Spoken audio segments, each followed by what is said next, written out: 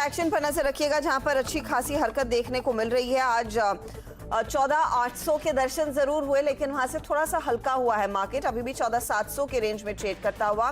Momentum है, लेकिन momentum के साथ साथ वॉलेटिलिटी भी देखने को मिल रही है। एक चीज जरूर है कि हम फ्राइडे की मार से उभरते हुए जरूर दिखाई दिए हैं। एक पुल बैक अक्रॉस सेक्टर्स देखने को मिला है, चाहे वो मिड कैप्स हो या फिर आपके बैंकिंग काउंटर्स हो, जहां पर सबसे ज्यादा मार पड़ी थी।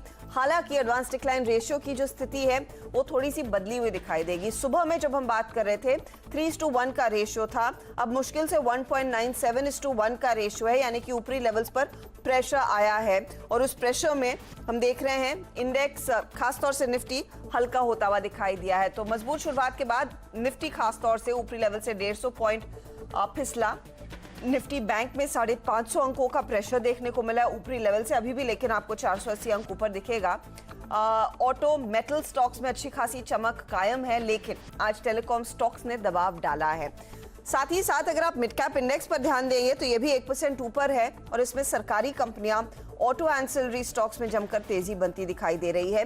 ये फिलहाल ओवरऑल मार्केट का मूड मोमेंटम है, लेकिन पहले फोकस करते हैं मार्केट के एक्शन पर। संजीव भसीन को जोड़ेंगे और साथ ही साथ गाबा साहब को भी जोड़ेंगे, जो आपको बताएंगे कि क्या ट्रेड लेना बनता है, यहां से आगे आपके लिए क्या रणनीति उभर कर आएगी। गाबा साहब, गुड आफ्टरनून। वॉलेटिलिटी देखने को मिल जरूर रही है, लेकिन इस समय अगर कोई इंडेक्स का ट्रेडर है, उसे तेजी करनी है या फिर मंदी? Good afternoon to you Harshada. 14,800 का जो आज का टारगेट था वो अचीव हो चुका है। ये पार करना आज थोड़ा डिफिकल्ट है। तो अगर 14,800 के आसपास जाता है तो वहां पर शॉर्ट कर सकते हैं, लेकिन यहां पर नहीं। या फिर आज का लो ब्रेक हो जाए तो एक बहुत अच्छी जगह है शॉर्ट करने की। क्या ये खरीदे यहाँ पर? 11,680 का स्टॉप लगाइए और 800 के पहले निकल जाइए, इतना जरूरी है। 750 760 में निकल जाना जरूरी है, क्योंकि 800 में स्ट्रेफ रेजिस्टेंस है। एक ट्रेड सुबह हो गया। ओके, और स्टॉक स्पेसिफिकली फिर गाबा साहब क्या आप ट्रेड लेंगे? लॉन्ग साइड बिल्कुल मुझे ईआईडी पे ही अच्छा लगता है हर्षदा। यहाँ पर अच्छी तेजी है, बहुत ही बढ़िया ब्यूटीफुल ब्रेकआउट है। इसका जो टारगेट है करीब 350 का है, वो पहला टारगेट है, लेकिन उसके ऊपर भी देखने को मिलेगा। 360 भी आते दिनों में देखने को मिलेगा ईआईडी पर ही। स्टॉप कितना होना चाहिए? 320, बस उतना ही सही है। दूसरा स्टॉक जो मुझे अच्छा लगता है वो उड़ान का है, इंडिगो। बहुत ही बढ़िया अपमूव मिला था, एक दिन का पॉज मिला, आज एक फ्रेश अपमूव शुरू हुआ है। Target on the upside Indigo का 1720 का है, 1730 भी पॉसिबल है। स्टॉप होगा करीब 1650 इंडिगो बाय। ओके, तो ये फिलहाल ट्रेड्स आपने चुने हैं, लेकिन इस समय आप खबर देख रहे हैं कि पॉली एथिलीन और पॉली प्रोपिलीन के प्राइसेस में दरअसल इजाफा हुआ है। रिलायंस इंडस्ट्रीज का स्टॉक आपकी स्क्रीन पर लेकर आएंगे, उनके लिए ऑफ कोर्स बड़ा पॉजिटिव है। और आरआईएल ने जब ये पहल की है तो बाकी कंपनियां भी फॉलो ऑन करेंगी। अब किन किन कंपनियों में कितना प्राइस हाइक लिया है, इम्प्लीकेशंस क्या रहेंगे, हमारे साथ यतिन जुड़ गए हैं। यतिन, कोशिश तो कर रहा है आरआईएल नेशनल लेवल से रिकवर करने के लिए, लेकिन ये पेटकेम बिजनेस में किन प्रोडक्ट्स पर स्पेसिफिकली प्राइस हाइक हुआ है और क्या फैक्टर्स हैं इस प्राइस हाइक के पीछे? देखिए हर्षदा, ग्लोबल डिमांड सप्लाई जो है सिचुएशन काफ़ी चेंज हो रही है पेट्रोकेमिकल मार्केट में। और अगर आप बात करें आज के प्राइस हाइक की, तो पहले मार्च से काफ़ी सारे बदलाव हमको पेट्रोकेमिकल्स खास करके पीवीसी सेगमेंट में हमको देखने मिले हैं। पीवीसी की अगर आप बात करें तो डीसीडब्ल्यू और केम्प्लास सानबार ने 18 रुपए किलो से पीवीसी के दाम बढ़ाए हैं। और अगर आप रिलायंस इंडस्ट्रीज की स्पेसिफिकली बात करें तो जो ये जिसको हम पीपी कहते हैं, पॉलीप्रोपिलीन और पॉलीइथिलीन, इन सब जो प्रोडक्ट्स हैं उनके अप टू 5% प्राइस हाइक ली है। मैं एक आईसीआईसीआई सिक्योरिटीज का नोट भी पढ़ रहा था, जहां उन्होंने कहा है कि पेट्रोकेमिकल्स में काफी सारे चेंजेस हुए हैं पहले मार्च से। खास करके पीवीसी की बात करें तो 6 से 20 रुपए के बीच में प्राइस हाइक्स वेरियस कंपनीज ने ली है, जिसमें DCW, DCM, Shriram, Reliance industries, Grasim जैसी कंपनीज शामिल है।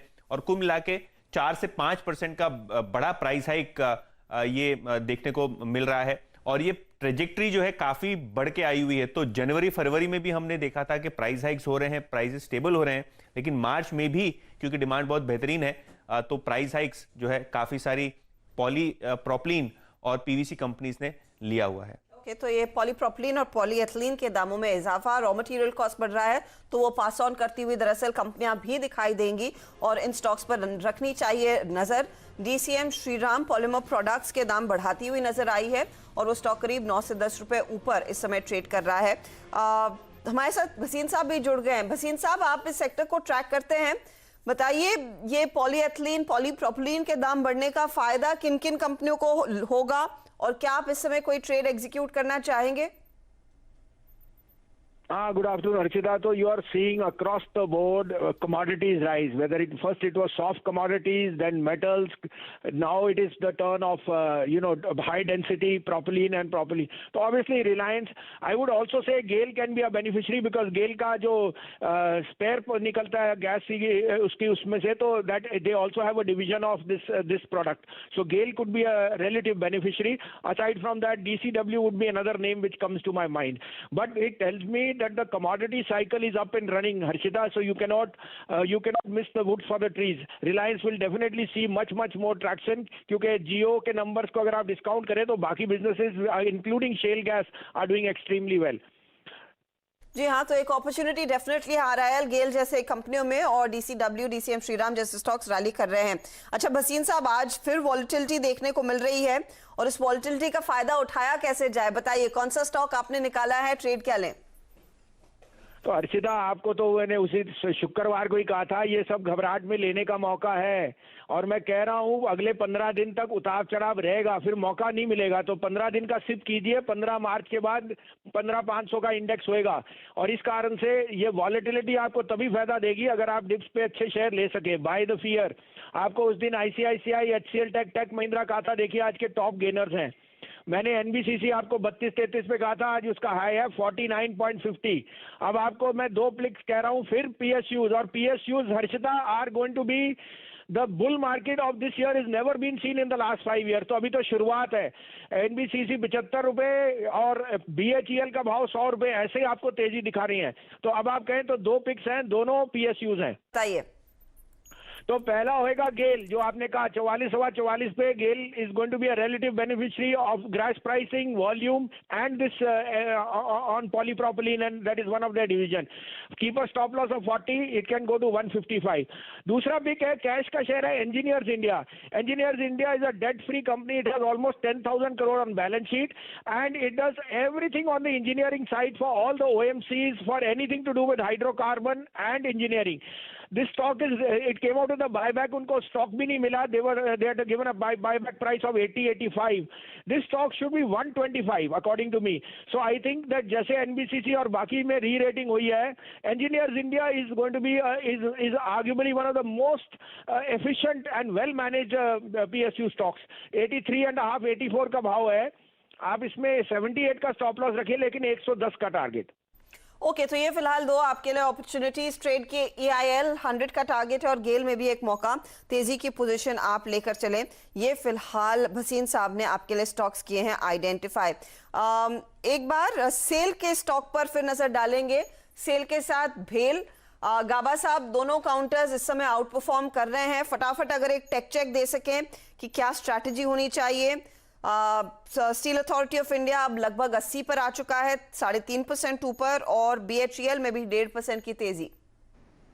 स्टील अथॉरिटी ऑफ इंडिया तो बढ़िया लगता है मुझे, चार्ट बहुत ही स्ट्रॉन्ग सपोर्ट जोन करीब 74 के करीब है, तो मेरे ख्याल से अपसाइड ऑन है। जो रिसेंट हाई है 80 का, शायद वो भी पार कर लेगा, matter of time. Structurally positive है, थोड़ा साइडवेज मूव मिलता है तो ठीक है।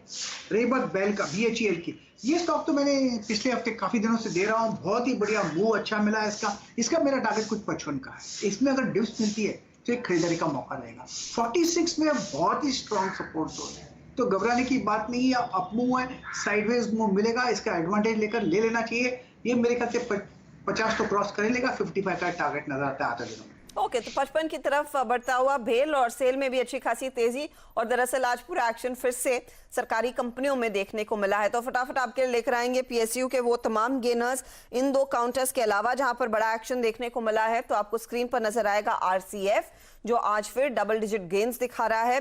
BML, shipping corporation of India, IRCTC, ये वो काउंटर्स है जहां पर तेजी देखने को मिली है। दूसरी तरफ ऑटो बिक्री के आंकड़े आ रहे हैं तो ऑटो एंसिलरी स्टॉक्स में भी तेजी ही नजर आई है। मदरसन सुमी 7% ऊपर, तो प्रिकॉल, JT की 80, आपका TVS श्री चक्रा, इन सब में अच्छे वॉल्यूम्स पर खरीदारी जरूर देखने को मिली है।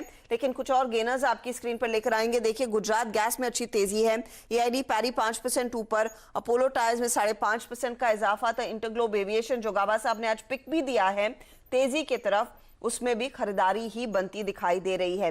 लेकिन बैंकों में हल्की मुनाफा वसूली, खासतौर से वो बैंक जहां पर एक अच्छा खासा तेजी का रुझान था पिछले हफ्ते, चाहे वो कैनरा हो, बैंक ऑफ बड़ौदा हो, बंधन हो या फिर बैंक ऑफ महाराष्ट्र, यहां पर हमने देखा है कुछ मुनाफा वसूली का प्रेशर बनता दिखाई दिया है। तो ये फिलहाल मार्केट का ओवरऑल हाल। लेकिन इस समय आप देख रहे हैं TVS मोटर आपकी स्क्रीन पर लेकर आएंगे। फरवरी में कुल बिक्री 2.97 लाख यानी कि 2,97,000 गाड़ियां कंपनी ने बेची हैं।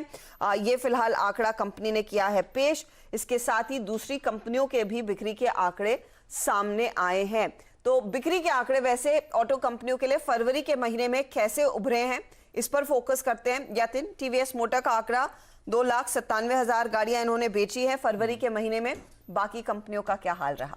तो देखिए, जहां तक कि ऑटो कंपनीज की बात है तो एक चीज मैं क्लियर करना चाहता हूं। देखिए, जो आंकड़े आए हैं ग्रोथ तो है ही, लेकिन एक बात हमको ध्यान रखनी चाहिए, कंस्ट्रेंट है, क्योंकि सेमीकंडक्टर, जो भी कार में इलेक्ट्रॉनिक्स लगते हैं, जो भी वायरिंग लगती है, उसके साथ सेमीकंडक्टर को जोड़ना जरूरी है और उसके बाद गाड़ी शुरू होती है। एक इंपॉर्टेंट स्पेयर पार्ट की शॉर्टेज ग्लोबल मार्केट्स में आई हुई है। तो आप मारुति की बात करें, महिंद्रा एंड महिंद्रा की बात करें, टाटा मोटर्स की बात करें, अशोक लेलैंड की बात करें, सभी कंपनियां एक सुर में कह रही हैं कि सेमीकंडक्टर की शॉर्टेज की वजह से प्रोडक्शन हम कर नहीं पा रहे हैं, डिमांड काफी हेल्दी है मार्केट प्लेस में। तो ये जो आंकड़े हैं, ये सेमीकंडक्टर की शॉर्टेज की वजह से थोड़े बहुत यहां असर हमको देखने को मिला है। लेकिन बहरहाल जो आंकड़े आए हैं मारुति सुजुकी के, इन लाइन विद एक्सपेक्टेशन कहूंगा, 12% की ग्रोथ यहां देखी गई है। लगभग 1,64,000 यूनिट्स मारुति ने बेचे हैं फरवरी महीने में, और उसमें एक्सपोर्ट की भी अगर आप बात करें तो वहां भी हमको 12% का ग्रोथ देखने को मिला है। जहां तक कि बजाज ऑटो का सवाल है, यहां भी अगर आप बात करें तो 4 लाख यूनिट्स की जो एस्टिमेट थी, उसके सामने केवल 3,75,000 यूनिट्स यानी 3.25 लाख यूनिट्स कंपनी ने डिलीवर किए हैं। तो वहां भी हमको थोड़ा बहुत वीकनेस देखने को मिला है, खास करके डोमेस्टिक मार्केट में जहां इनकी सेल्स लगभग 2% गिरी हैं। अशोक लेलैंड की बात करें तो वहां 20% का ग्रोथ देखने को मिला है। एक्सपेक्टेशन को इनलाइन अगर हम कहें तो उसके मुकाबले अशोक लेलैंड इनलाइन परफॉर्मेंस दिखा रहा है। और एस्कॉर्ट्स एक स्टैंड आउट परफॉर्मेंस, ट्रैक्टर बिक्री में लगभग 30% यानी 30% का ग्रोथ, 11,230 यूनिट्स उन्होंने बेचे। सिमिलरली कहूंगा महिंद्रा एंड महिंद्रा के लिए कि वहां भी ग्रोथ हमने ट्रैक्टर सेगमेंट का देखा है, लेकिन क्योंकि कंपनी ने साफ कर दिया सेमीकंडक्टर शॉर्टेज की वजह से उनके SUV प्रोडक्शन पे थोड़ा बहुत असर देखने को मिला, और इसीलिए M&M के नतीजे जो फरवरी के जो सेल्स आंकड़े हैं वहां थोड़ी बहुत हमको नरमी देखने को मिली है। लेकिन ओवरऑल एक डिसेंट महीना, और TVS के आंकड़े तो आप देख ही रहे हैं। शुक्रिया यातिन इस अपडेट के लिए। टू व्हीलर बिक्री स्पेसिफिकली TVS मोटर कह रहा है 21% का इजाफा और टोटल बिक्री में 18% तक की वृद्धि। मार्केट एक्सपेक्ट कर रहा था 3 लाख यूनिट से बेचेंगे, उसे 3,000 कम बेची हैं। नंबर्स अच्छे हैं और इसीलिए वो स्टॉक रैली करता हुआ। चलिए, इन स्टॉक्स पर हम नजरें बनाए रखेंगे, लेकिन साथ ही पावर इक्विपमेंट कंपनियों के लिए भी खबर आ रही है, इनके हाथ कुछ राहत मिलेगी, कुछ फायदा मिलेगा। क्या है डिटेल आपको बताएंगे ब्रेक के ठीक बाद। आप देख रहे हैं मिड कैप मंत्र और फोकस करेंगे पावर इक्विपमेंट मैन्युफैक्चरर्स पर। दरअसल इस क्षेत्र में काम करने वाली कंपनियों को सस्ती दरों पर बिजली मिलने वाली है। सूत्र हमें ये बता रहे हैं कि आत्मनिर्भर स्कीम के तहत बिजली मंत्रालय ने इंसेंटिव का प्रस्ताव तैयार किया है। ज्यादा डिटेल्स प्रकाश प्रियदर्शी के हाथ है, बताइए प्रकाश। देखिए, आत्मनिर्भर भारत अभियान के तहत देश में बड़े पैमाने पर पावर इक्विपमेंट की जो घरेलू मैन्युफैक्चरिंग है उसको बढ़ाने की तैयारी जो शुरू हो गई है। खासकर वो ऐसे प्रोडक्ट्स हैं जिसमें 90% से भी ज़्यादा इंपोर्ट पर निर्भरता है, और ये साइबर सिक्योरिटी के लिहाज से काफ़ी अहम है, जिसमें ट्रांसमिशन लाइन से जुड़े जो प्रोडक्ट हैं वो शामिल हैं, साथ ही साथ स्मार्ट मीटरिंग से जुड़े इक्विपमेंट हैं, सर्किट हैं, साथ ही साथ आइसोलेटर जैसे जो इक्विपमेंट हैं वो शामिल हैं। सूत्र हमें बता रहे हैं कि ऊर्जा मंत्रालय ने कंपनियों की मदद के लिए इंसेंटिव्स के कई अहम प्रस्ताव तैयार किए हैं, जिसमें सबसे अहम तो ये है कि कंपनियों को इस बात की बाध्यता नहीं होगी कि वो केंद्र सरकार के जो निर्धारित टैरिफ हैं उस पर बिजली खरीदे, बल्कि उनको इस बात का अधिकार मिलेगा कि वो ओपन मार्केट से सस्ती दरों पर बिजली जो है वो खरीद सकती हैं।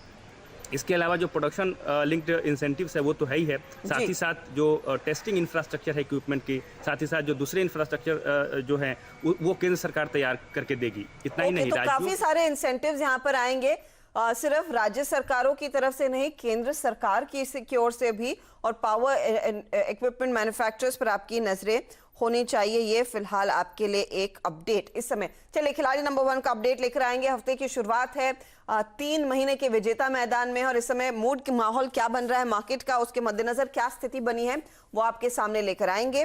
तो गौरव बिस्सा की ओर से दरअसल एक अपडेट आया है, अच्छा नहीं सॉरी, क्रिस सुब्रमण्यम की ओर से अपडेट है। इन्होंने प्रॉफिट बुक किया स्पिक में 330 रुपए 10 पैसे के भाव पर, 35 इनका टारगेट था। टीडी पावर में भी उन्होंने पोजीशन काट ली है। नया ट्रेड ले रहे हैं HBL पावर में, और पावर इक्विपमेंट मैन्युफैक्चरर्स की तो हम बात ही कर रहे थे। HBL पावर का जो ट्रेड है उसमें टारगेट 45 का, स्टॉप लॉस 35 का। तो ये बात हुई क्रिस की। गौरव ने कोई चेंज नहीं किया अपने पोर्टफोलियो में। हालांकि इस बीच असित बरनपति का चोला इन्वेस्टमेंट में 524 के लेवल पर स्टॉक है, तो 525 का स्टॉप लॉस ट्रिगर हो गया, और IRCTC में जो आज इंट्राडे डिप देखने को मिला था वहां पर भी स्टॉप लॉस ट्रिगर हो गया है। तो ये फिलहाल आपके लिए एक अपडेट इन 2 ट्रेड्स पर। चलिए देखते हैं अब कौन कहां पहुंच रहा है रिटर्न्स के लिहाज से, फिर आगे बढ़ेंगे ब्रेक की तरफ। तो गौरव बिस्सा लीडिंग पोजीशन में 3.38% के रिटर्न्स, क्रिस सुब्रमण्यम 2.27% के रिटर्न्स पर, हल्के से नेगेटिव रिटर्न्स असित बरनपति के। लेंगे एक ब्रेक के बाद ऑफ कोर्स फोकस आज रहने वाला है मार्केट के एक्शन पर, क्योंकि उठापटक देखने को मिल रही है। निफ्टी लेवल से एक अच्छा खासा स्विंग बैक अब निफ्टी बैंक दिखाने की कोशिश कर रहा है, लेकिन आज आप 1:30 बजे देखिएगा बुफे मेन्यू। अब इसमें क्या है खास वो आशीष ही आपको बताएंगे ब्रेक के ठीक बाद।